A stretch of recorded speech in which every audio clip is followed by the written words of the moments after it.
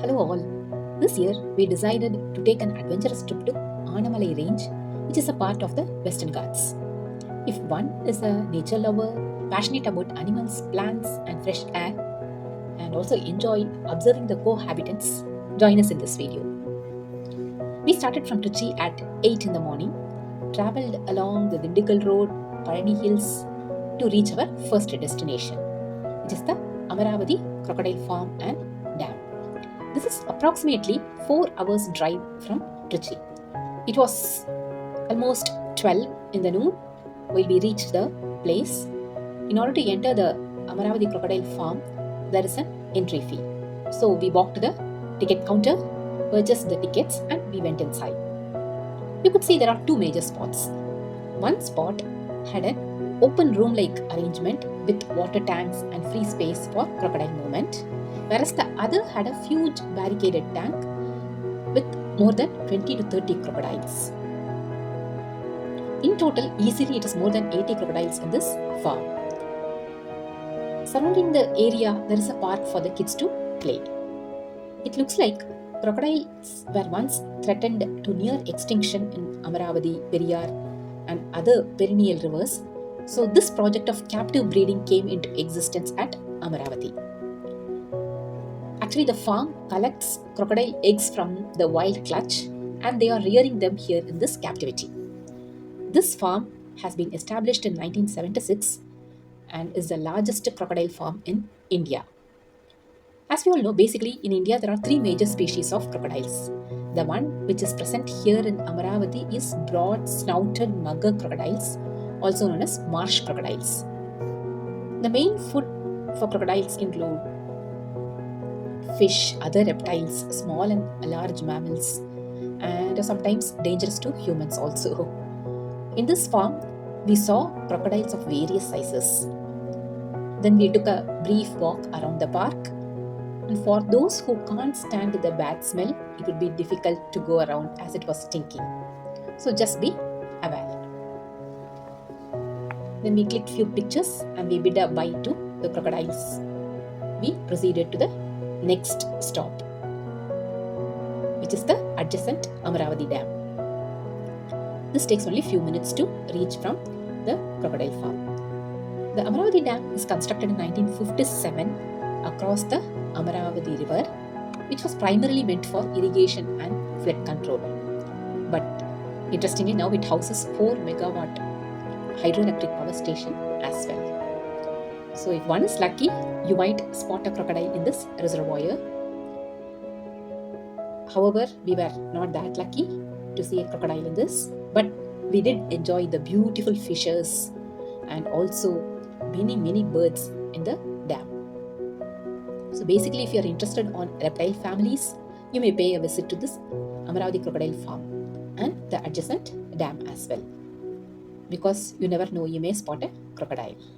After this, we started driving to one of the biggest projects during 1960s. Yes, it is Aliyar Dam, which is about 50 kilometers from Amaravati Dam. All these actually come under the jurisdiction of Coimbatore district. And this Aliyar Dam is located at the foothills of Anamalai range. Yes, Anamalai range is one of the most captivating places in the Western Ghats region. Does it ring a bell? Yes, all of us have studied about the Western Ghats in our geography class during schooling. It is one of the world's 8 biodiversity hotspots.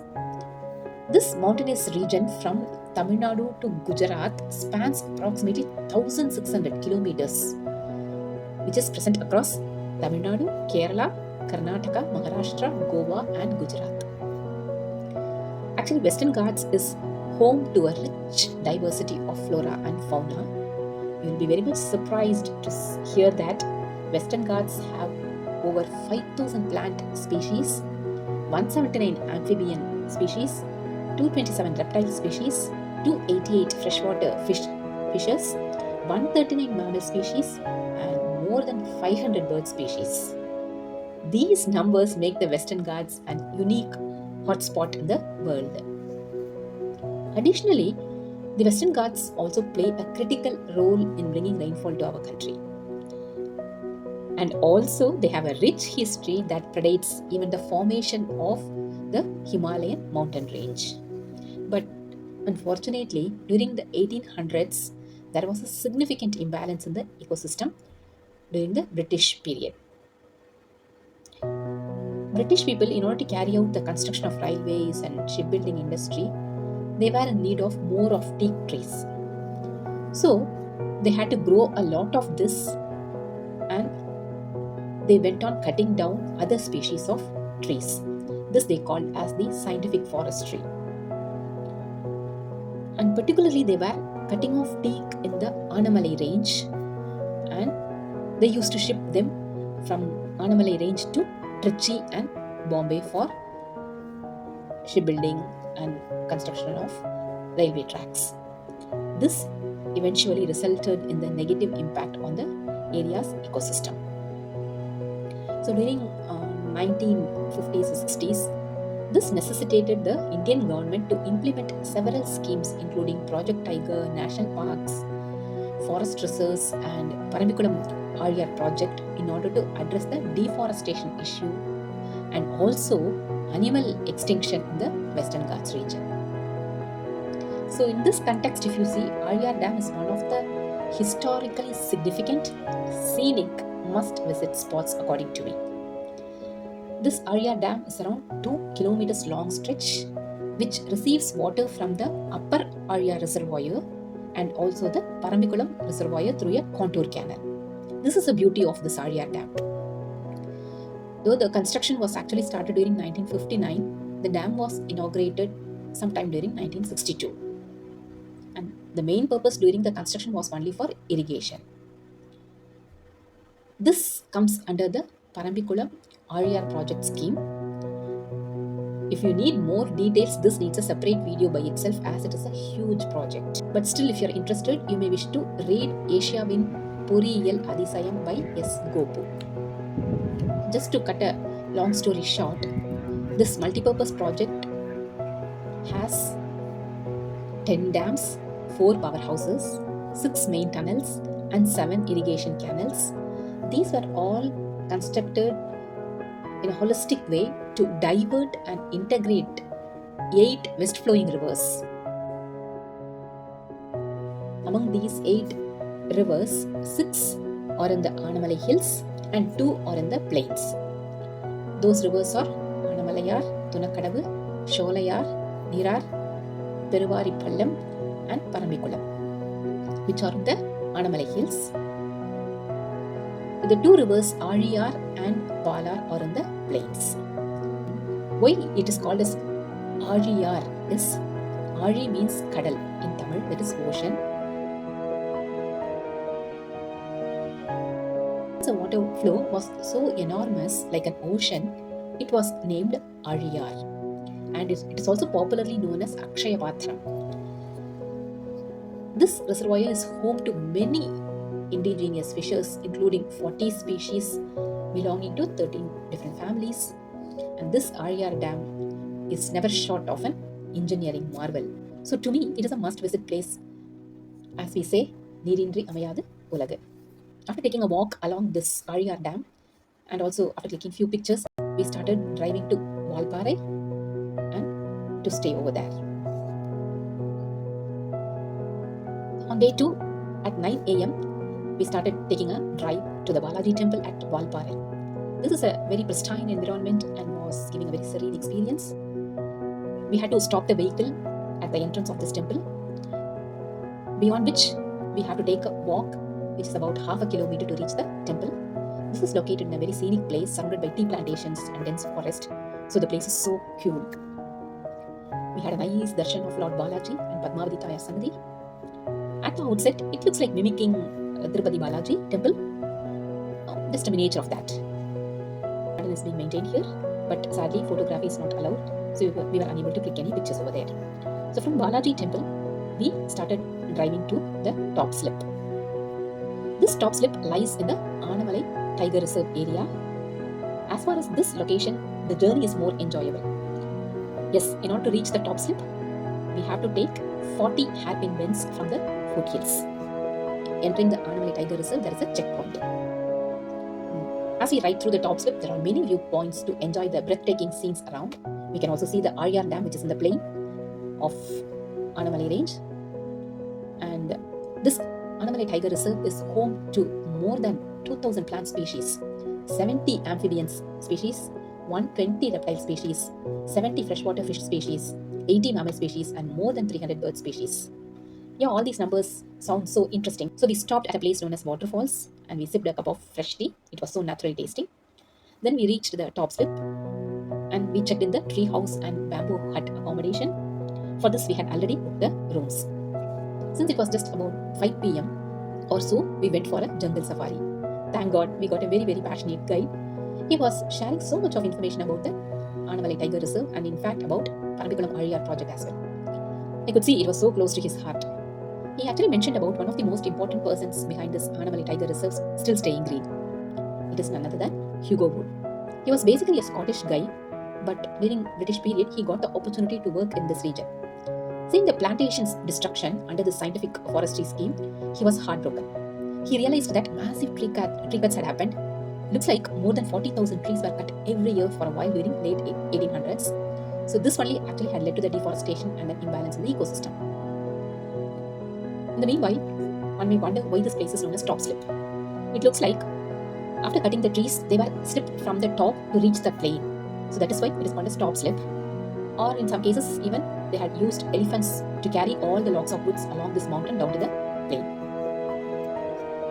So back to Hugo Wood. It looks like he decided to devise his own method of plantation to regenerate the forests of the Western Ghats. This was sometime during early 1900s, that is 1910 or 1915. So what he did was he cut down the trees up to the stump during winter, which helped the plant to regrow during spring. It was in fact creating a positive impact on flora and fauna in this region. So he continued this work for many years and brought back life to the forest. But nevertheless, he would never have imagined that had he not done this, the Western Ghats also would have become a dry land like the Eastern Ghats. And he also helped the local tribal people to bring them back to their own place as they were displaced during the British period. Interestingly, he lived alone, so he was cooking his own food and was living in a bamboo hut in Mount Stuart. Actually, he started this regeneration in an area of only 25 acres, but later, over years, it spread to an area of 650 square kilometer. Interesting, isn't it? And in 1933, he left this world. And following his will, his tomb was placed here. So you may wish to visit his place of rest at Mount Stuart, where it reads, "If you are looking for my monuments, just look around." Actually, this story only reminds me of Jim Corbett Tiger Reserve. This project tiger was named after the works of Jim Corbett, who is a British guy born in India. His interest towards wildlife turned him into a hunter and a wonderful environmentalist too. He was a popular author too.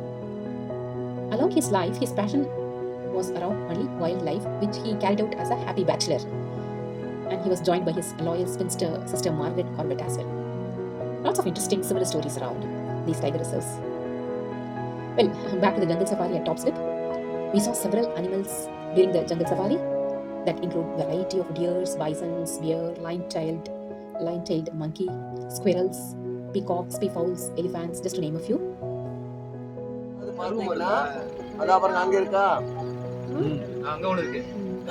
அதான் crocodile barkங்கிற மரம். யானை தந்தை வச்சு குத்தினாலும் உடைஞ்சிரும். யானை தந்தை உடைஞ்சிரும். மரம் உடையாது. ரயில்வேக்கு கீழ கட்ட போட்டுருப்பாங்க. So while traveling, the guide showed us several plant species ranging from rosewood, crocodile bark, sandalwood, cinnamon, eucalyptus, lots of teak trees, bamboo, many flowering plants, and so on. It was definitely a scenic one. But during the safari, we halted at an elephant farm where elephants across ages were found. We saw their food recipes, which was properly timetabled. Based on the age, the weight of the food was decided.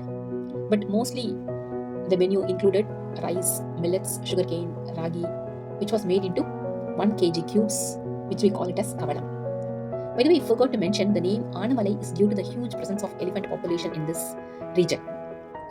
So it looks like there are around 42 tigers in this range, but unfortunately we didn't get the darshan of any tiger.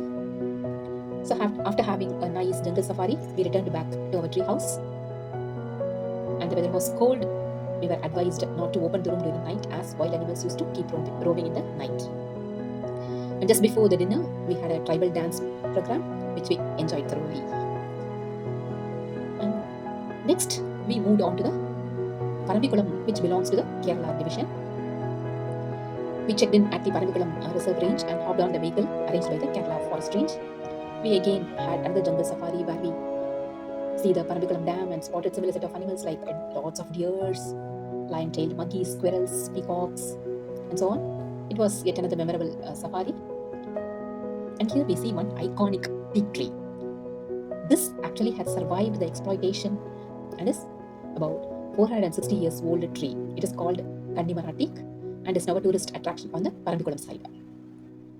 So with this wonderful and the oldest teak tree, we bid a bye to our safari and also to our adventurous trip, and we return back home. Hope you all enjoyed this video. Thank you for watching.